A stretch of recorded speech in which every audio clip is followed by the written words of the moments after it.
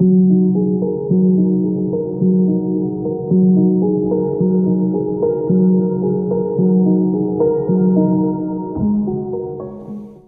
bé, hola, bon dia a tothom.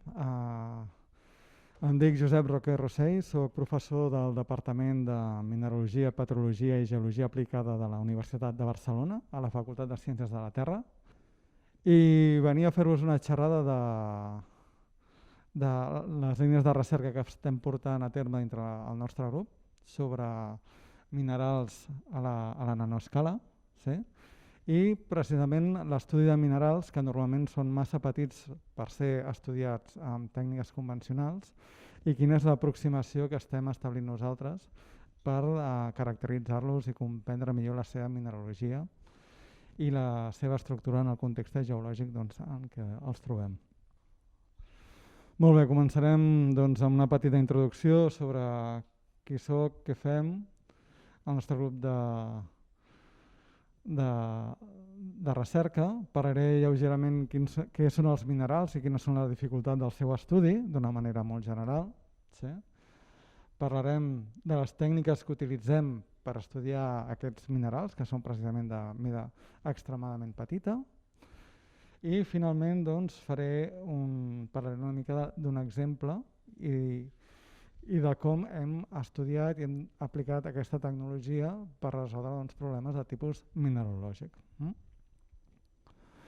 Molt bé, el meu nom és Josep Roquer Rossell, com us he dit, soc professor agregat del Departament de Mineralogia i Petrologia de la Facultat de Ciències de la Terra.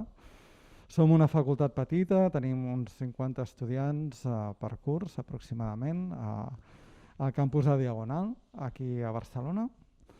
I bé, és una facultat amb molta història en el camp de la geologia i disposa de dos departaments, el de Mineralogia, Petrologia i Geologia Aplicada i el Departament de Dinàmica de la Terra i Dinàmica dels Oceans. Sí?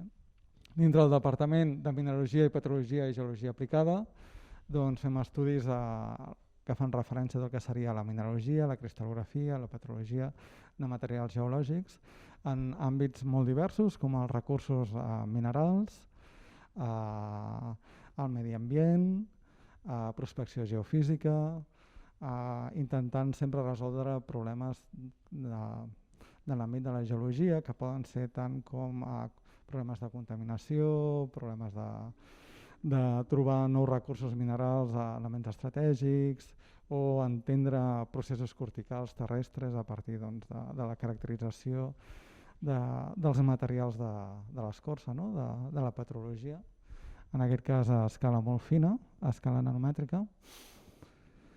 El grup de recerca, tot aquest tipus de recerca és molt difícil realment portar-lo solament una sola persona i nosaltres al Departament de Mineralogia som un total de 1, 2, 3, 4 persones que hem treballat sobre aquests estudis. Seríem el Josep Roquer, jo mateix, el Joaquín Antonio Proenza, el professor Joan Carles Melgarejo Drapé i la nostra postdoc de Mèxic, la Abigail Jiménez Franco. Les nostres àrees d'interès com a grup de recerca bàsicament és l'estudi dels minerals i la seva explotació, com he comentat abans. No només entendre els minerals, sinó les seves aplicacions industrials i a quines aplicacions tècniques poden tenir dels recursos naturals i com gestionar-los d'una manera sostenible. Sí? Vull dir, hi haurà moltes xerrades de la problemàtica de com s'extreuen els minerals i la contaminació. La nostra aproximació també és intentar entendre els dipòsits minerals no només com la seva gènesi o els processos formadors, sinó també com els poden gestionar de manera sostenible. I finalment també ens interessa molt tot el tema de l'estudi d'interaccions biològiques i geològiques i l'impacte ambiental que pot tenir en l'activitat minera. A nivell més específic, les línies de recerca serien les interaccions geològiques i biològiques a la nanoescala, els processos de partició metàl·lica a la nanoescala en sistemes geològics, és a dir, com es formen, com se separen els elements metàl·lics en processos corticals i com poden generar els dipòsits minerals d'interès econòmic. Ens interessa també estudiar nanoporositat en roques i sòls, l'agregació de nanopartícules naturals, l'estabilitat de nanominerals i fins i tot en alguns casos hem fet treballs de determinació estructural de nanominerals. Farem una petita introducció d'explicar què són els minerals. Estem a l'Expo Miner, sí? I bé, una mica, doncs, segons la IMA, un mineral és una substància que acostuma a trobar-se sempre en estat sòlid, és d'origen natural, no és sintètic, és a dir, no té un origen antropomòrfic, sinó sempre és resultat d'un procés geològic, normalment processos relacionats amb això, processos corticals, metamòrfics, ígnics, etc. Tenen un origen inorgànic, no han estat mai vius, és el resultat d'un procés, però no és un element que és viu, sí? I la IMA defineix un mineral a partir sempre d'una fórmula química que està ben definida, sí? I el que és molt important també és la seva estructura. En aquest cas doncs, tenim un cristall de pirita que tenim a la Facultat de Ciències de la Terra. Els nostres estudiants observen aquesta mostra i podem observar doncs, que té una morfologia característica, no? Resultat de la seva estructura cristal·lina del sistema cúbic, precisament. Té una lluïssor metàl·lica daurada, d'acord? Resultat de la seva composició del tipus enllaç químic que presenta la pirita.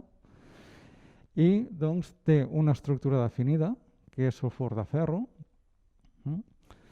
I a partir de la determinació de les propietats cristal·logràfiques, composicions químiques i altres propietats físiques, podem identificar i determinar doncs, que aquest mineral efectivament és la pirita o, com s'anomenen moltes vegades, és l'or dels idiotes, no? L'or dels tontos, doncs, perquè és daurat, però òbviament no correspondria a or, sinó que és sulfur de ferro amb un valor econòmic realment molt diferent al que seria l'or metàl·lic. Els minerals presenten doncs, molta complexitat perquè es poden trobar en diferents formes o morfologies, poden formar diferents tipus d'agregats i es poden estar presents en un gran àmbit de mides de tamany de cristall. Els cristalls dels minerals poden ser equidimensionals, és a dir, que tenen la mateixa dimensió en les tres direccions de l'espai. Poden tenir una forma de cristall de tipus tabular, on tenim dues dimensions que són predominants sobre una tercera dimensió, o poden ser prismàtics, que podríem dir que seria un similar al que seria una capsa de sabates en forma de rectangle o de prisma, que té un volum tancat així de forma amb cares més aviat rectangulars. Com a resultat, els minerals i la seva morfologia podem classificar les associacions minerals com una associació mineral massissa, quan tots els grans d'aquesta associació està format per grans de tipus equidimensionals. Podem tenir agregats tipus foliar, quan aquest agregat està format bàsicament per minerals d'hàbit tabular, és a dir, amb dues dimensions predominants respecte a les altres, o podem tenir associacions minerals de tipus columnar, quan el que tenim són agregats de cristalls de tipus prismàtic. A més, una altra característica que podem identificar en els minerals és precisament la seva mida, la mida del cristall. Segons el conjunt de la mida d'aquestes associacions cristal·lines, parlem d'associacions cristal·lines criptocristal·lines, quan en el microscopi òptic els veiem que són més petits de la micra. Aquesta escala d'aquí correspondria a una escala d'una micra. 10⁻⁶ metres, això seria microcristal·lí, quan la seva escala seria al voltant d'una micra en diàmetre, o fenocristal·lí quan són superiors a més d'una micra i normalment són observables directament a l'ull nu. La diversitat de mides i de morfologies requereix que normalment l'observació a mà o a visu no sigui suficient per identificar i comprendre com es troben i la naturalesa dels minerals que estem observant. A tal efecte, normalment utilitzem el que s'anomena la microscopia òptica on a partir de seccions de làmina prima podem observar les nostres mostres amb un dispositiu òptic a l'augment i podem observar no només la morfologia dels cristalls, sinó unes propietats òptiques que ens permeten la seva identificació. Sí? En aquest cas tindríem una mostra corresponent a una roca plutònica. Sí? Aquí sota tindríem el que seria una roca volcànica, una roca metamòrfica i una roca sedimentària. La roca plutònica podem observar que seria un gra de plagiòclasi en el centre, amb una alteració sericítica característica, que quan creuem els níquels, quan posem un dispositiu òptic, podem observar que aquesta alteració té uns colors d'interferència daurats que identifiquen que estan associats precisament a aquest tipus de feldspat. A la mostra següent veiem aquests fenocristalls més grans en una matriu molt més fina, característic del que seria d'una roca volcànica, i quan inserim un dispositiu òptic, l'analitzador, podem veure que aquests cristalls tenen uns colors blaus, violetes molt cridaners que els identifiquen com olivina. En el cas de les metamòrfiques també tindríem uns cristalls anomenats fenocristalls molt grans, amb una textura foliar molt orientada, foliar, com hem descrit abans, i que en intersectar l'analitzador podem observar que aquests cristalls són isòtrops, no tenen colors d'interferència i els podem identificar unequívocament com a granats. I en el cas de roques sedimentàries tenim una roca, en aquest cas criptocristal·lina, de cristalls bastant equidimensionals, amb un aspecte molt massís, que podem identificar amb el microscopi òptic com a dolomita. Les escales de treball per això podeu observar, això és una micra, 200 micres, 1 mil·límetre. Són escales relativament grans, però en certes ocasions no és suficient per poder identificar i entendre els processos que volem estudiar. Si volem baixar resolucions més petites d'una micra, el que necessitem per estudiar aquests minerals és un altre tipus de tecnologia i de tècniques de caracterització que s'anomena la microscopia electrònica, en lloc de la microscopia òptica, que ens permet baixar a resolucions inferiors a la micra. Bàsicament perquè el que fem en aquest cas és tenim un microscopi electrònic on hi ha una columna d'acceleració d'electrons i el que fem és il·luminar la nostra mostra, que és el mineral, en lloc de llum natural l'il·luminem amb electrons. Aquests electrons tenen una longitud d'ona molt més petita que la visible i ens permet realitzar observacions a escales de resolució més grans. Un microscopi electrònic es caracteritza per tenir una columna que està en el buit, tot el sistema en el buit, si no els electrons no podien circular directament per tot el sistema. S'aplica una diferència de potencial, s'acceleren els electrons a partir de diferència de potencial, es focalitzen amb unes lents electromagnètiques, com que són càrregues elèctriques, no podem utilitzar lents convencionals, sinó el que fem és utilitzar camps magnètics i electromagnètics per intentar modular i focalitzar tots els electrons sobre la nostra mostra que es trobaria al final de tota la columna. A l'il·luminar la mostra amb electrons es realitza una sèrie de processos d'excitació que ens permet mesurar les propietats del nostre mineral i sobretot el que ens permet és determinar la seva composició química. En aquest cas tenim un tipus de microscopi electrònic que és conegut com a microsonda electrònica i que la seva característica principal és tenir un analitzador de dispersió de longituds d'ones en què l'energia emesa pel nostre mineral és analitzada amb molta precisió i ens permet obtenir els que serien els espectres de fluorescència a molta alta resolució. Quan nosaltres bombardegem la nostra mostra amb electrons, tenim un procés de fluorescència en què els electrons que es troben més a l'interior dels elements que constitueixen el nostre mineral poden ser expulsats i són reemplaçats per als electrons que estan a les capes més externes. Aquest procés, que és molt conegut per tothom, Bàsicament el que resulta, aquest procés de substitució d'electrons de les capes més internes per electrons de les capes més externes, resulta en l'emissió de raigs X que coneixem com espectre de fluorescència. El nom de cada una d'aquestes línies d'emissió correspon a una sèrie de substitucions i reemplaçaments de les línies de fluorescència i aquí el que podem observar és que aquestes línies de fluorescència són característiques de cada element i de cada línia d'excitació del nostre element.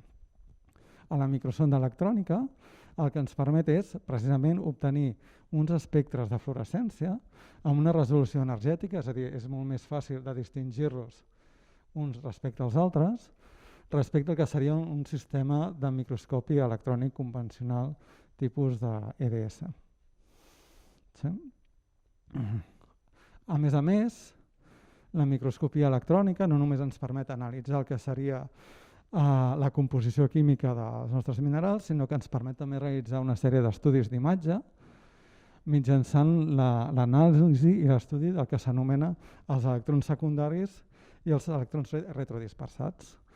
La nostra mostra és il·luminada per electrons, és bombardeja per electrons, i aquests electrons, a més de produir fluorescència, poden interactuar de manera elàstica o inelàstica amb els àtoms de la nostra mostra, i el que tenim seria la dispersió inelàstica responsable dels electrons secundaris i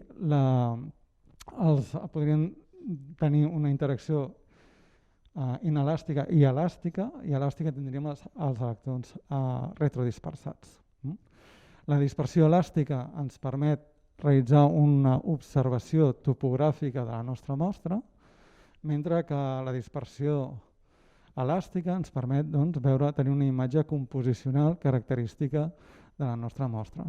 En aquest cas el que tenim aquí són unes dendrites d'unes 100-200 micres de diàmetre, aquest agregat dendrític de hausmanita, que és una dendrita de manganès que es va trobar en una porcellana xinesa del segle XV. Sí? Molt bé. De totes maneres, l'escala de treball ja estem per sota del mil·límetre, podem baixar fins a una micra, però sovint ens podem quedar bastant limitats i el màxim de resolució que podríem treballar és obtenir distribucions elementals d'aquesta característica, on minerals de 5 micres podem arribar a fer la distribució elemental de la seva composició. En aquest cas seria unes laurites que estarien emplaçades en unes cromites en un cos d'unes ofiolites, d'una seqüència ofiolítica d'Augen, a Andalusia. Sí? I el que podem fer és bàsicament veure el contingut en sofre, en ruteni i en osmi a través del transepte del diàmetre d'aquest mineral. Segons les nostres observacions mitjançant en microscopia electrònica convencional, el que podem veure és una zonació simple on l'osmi quedaria a la part de fora del gra, d'aquest gra emplaçat en cromites, mentre que el ruteni seria més abundant a l'interior del gra i el sofre tindria una distribució bastant homogènia. Si nosaltres volem intentar entendre millor aquests minerals i veure aquesta distribució composicional, hem d'utilitzar altre tipus de tecnologia de microscopia electrònica, que s'anomena la microscopia electrònica de transmissió. En aquest cas vam utilitzar un microscopi que s'anomena Titan, que a la Universitat de Granada, que està aquí al darrere. Aquesta columna seria la columna d'electrons, sí? Això seria el detector, això seria la columna d'electrons, la mostra es col·locaria aquí al mig. Això seria un detector i a escala tenim els nostres usuaris i la Abigail Jiménez Franco, la nostra postdoc, que està treballant amb nosaltres en la caracterització d'aquestes mostres.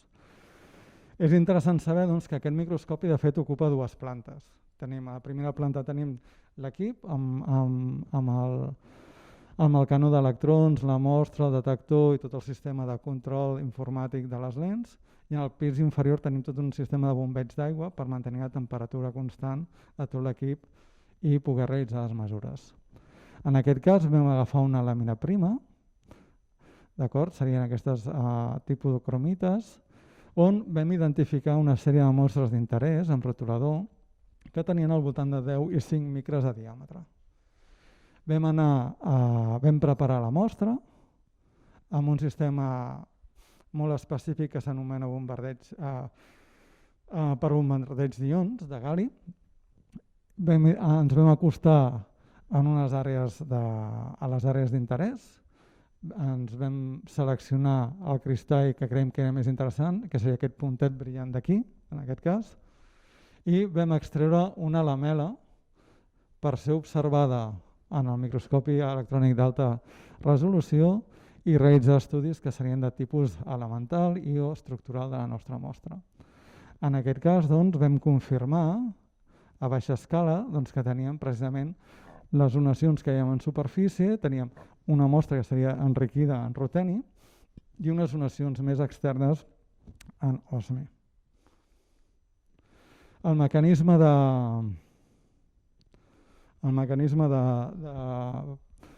per extreure la lamel·la és basat en tècniques de nanotecnologia i nanociència. Un cop vam acabar la trinxera, soldem a la nostra agulla de tungstè i extraiem a la mostra, que és una secció del gra que hem seleccionat. Ens allunyem de la mostra, això seria el cercle que hem definit amb rotulador. Això seria el cercle que hem definit amb rotulador. I ens allunyem de la nostra mostra.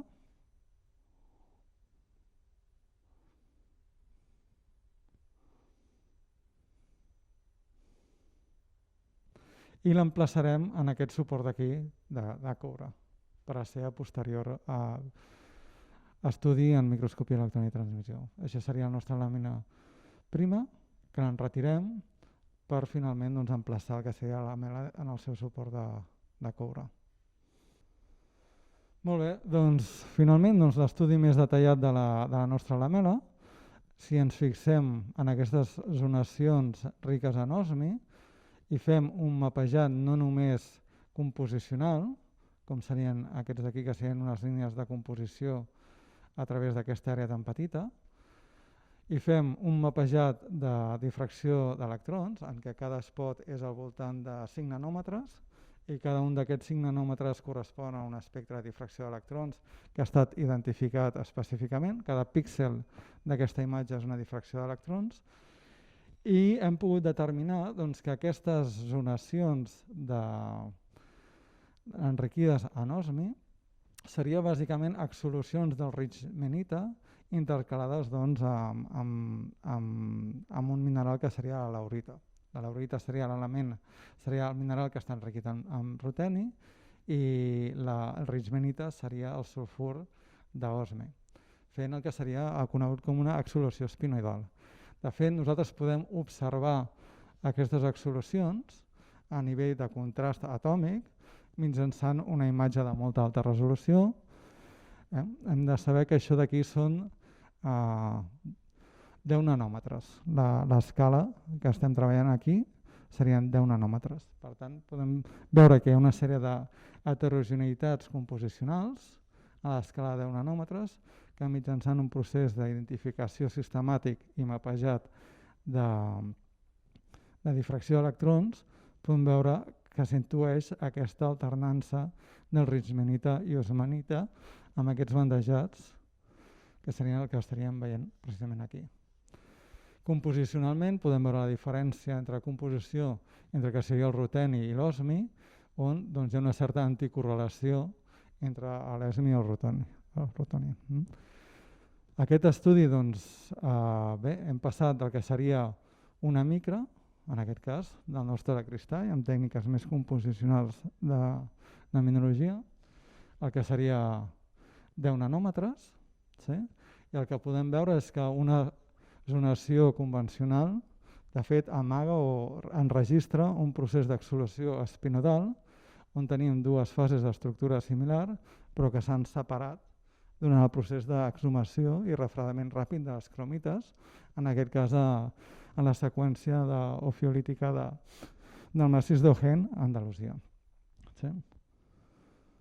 Molt bé, doncs bàsicament això és un petit exemple de com podem estudiar els minerals des de l'escala del visible, a identificació en microscopia òptica, a identificació en microscopia electrònica convencional i en microscopia d'alta resolució, finalment.